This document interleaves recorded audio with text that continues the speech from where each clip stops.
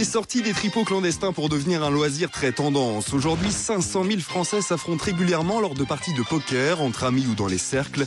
Depuis un an, cette mode fait même l'objet d'un véritable business. Des mallettes par milliers offertes à Noël, des livres, des DVD ou des tournois à la télé.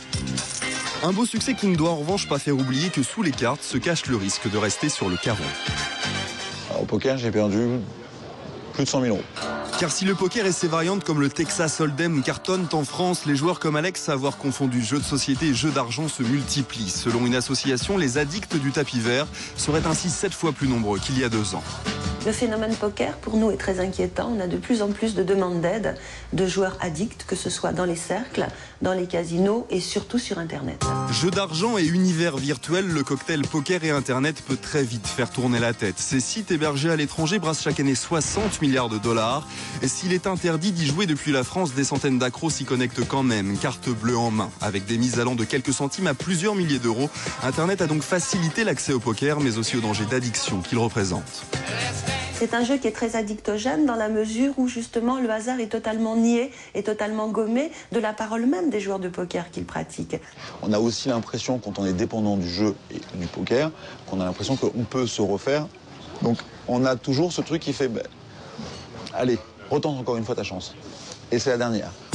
De plus en plus d'heures passées dans les cercles, des mises toujours plus importantes. Les premiers symptômes de la dépendance ne font que rarement l'objet de prévention. Difficile donc de ne pas être séduit par cette nouvelle mode du poker, largement alimentée par le succès des joueurs professionnels, dont certains chanceux comme Chris Moneymaker, un débutant qualifié sur Internet, arrivé gagnant d'un tournoi sur table à 2 500 000 $.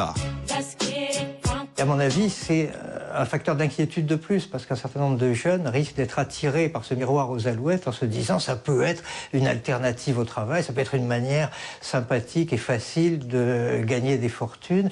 Elle est sympathique et gagne facilement des fortunes. Isabelle Mercier, cette Québécoise de 32 ans, est une des rares femmes dans le poker de compétition. Sans jamais se laisser prendre au jeu, en moins de 4 ans, elle a remporté pas moins de 600 000 €. Son nouveau livre, écrit entre palace et limousine, montre qu'on peut avoir la passion du bluff sans y laisser ses plumes.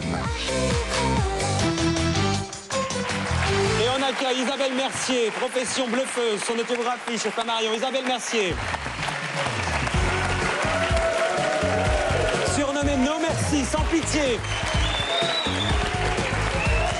Fileuse. Joueuse professionnelle. Bonsoir, bienvenue. Bonsoir. Installez-vous, à côté d'Or, Attica. Oh là. Bienvenue. Il y a le livre où vous racontez tout votre parcours incroyable. Il y a le DVD, Gagné au poker, Isabelle Mercier, donc surnommée No Merci, sans pitié. Pourquoi sans pitié déjà? À cause de mon jeu très agressif, imprévisible, créatif, surprenant, sans pitié. Sans pitié. Vous écrivez « Je respire bien fort et je me répète toujours le même refrain. Je vais gagner, je suis une star. » Enfin, comme si je rejoignais un ring de boxe en sortant des vestiaires. Je vais directement de ma chambre à la salle de tournoi. Je suis Rocky Balboa, gonflé à boxe. Je m'assois à la dernière minute, sûr de mon effet. Pour pouvoir jouer au poker et pouvoir gagner, il faut se mettre dans une espèce de compète et être dans une hygiène comme ça, et de vie et psychologique. Tout à fait. C'est une discipline de haut niveau. C'est comme les athlètes, c'est une compétition. Il faut se préparer. Moi, ça me prend 2 heures avant d'aller m'asseoir dans un tournoi. Ouais. Chacun son rituel après. Tu fais des étirements? Tu fais comment ça se passe? Oui, je fais des étirements. Bah ouais, tu vois, Fabrice, ça. Voilà, vous êtes là. Je fais des étirements, la méditation, du yoga, beaucoup d'entraînement physique. La nutrition est très importante. Des fléchettes aussi sur les... sur les Ça pourrait être pas mal. Okay. Voilà l'ennemi. Sur les adversaires. Qui joue au poker autour de la table, hein? André? Je suis sûr que oui. Quand j'étais Zico, c'est tout dans les tournées et tout, là, mais plus maintenant. Nous, on joue au poker à 5 cartes. Avec le Hold'em machin, là, c'est ça? Non. Moi, j'ai commencé comme ça. Voilà. Ouais, maintenant, c'est ouvert. Voilà. Il y a moins de possibilités. On n'a que 2 cartes cachées, il y a 5 cartes ouvertes. À l'époque, on jouait avec 5 cartes cachées. Ouais, c'est ça. Qui avait beaucoup plus de... Non, mais j'ai envie d'apprendre. Ah ouais, puis quand on lit son livre, on a vraiment envie d'apprendre, parce que c'est... Dany? Moi, j'ai envie d'apprendre avec vous. Vous allez voir, on va y venir, mais il y a des postulants avec elle, et elle les essore, les postulants. Ah oui, mais c'est quand j'étais petit, je jouais au strip poker. Ah, avec elle aussi? Christophe? Non, je joue pas. Aucun vice. Pas celui-là. D'accord. Non, mais j'ai vu un reportage sur vous une fois, c'était impressionnant.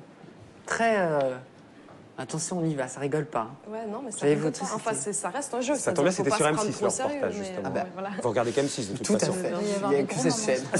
Sur les hommes, Dany, c'est pas l'objet de tout le livre, hein, mais vous racontez votre parcours, on va y venir. Elle raconte, j'ai lu notamment dans un magazine féminin, en ce moment, elle a 4 amants, dont son OB, official boyfriend, Gus Hansen, l'un des 10 plus grands joueurs de poker, mais aussi son mentor. Il sait qu'elle a d'autres hommes, elle sait qu'il a d'autres femmes, comme cette masseuse sexuelle qui caresse explicitement en plein tournoi, son Écossais, son Australien, son Mr Hollywood, son Gus. Elle les quitte à chaque fois pour une nouvelle partie.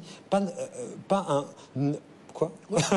un a proposé de la suivre dans sa vie internationale. Vous dites-vous, c'est toujours dur de partir, mais dès que je suis à l'aéroport, c'est fini. Je me demande pas si l'homme va se morfondre, car je l'oublie en 2 secondes, sinon j'aurai le cœur brisé. Et alors, lequel des 4 a la plus belle paire? C'est vieux, ça. Il y a 2 mois déjà. Mais c'est un état d'esprit aux cartes, comme avec les mecs, comme il faut être une killeuse, quoi.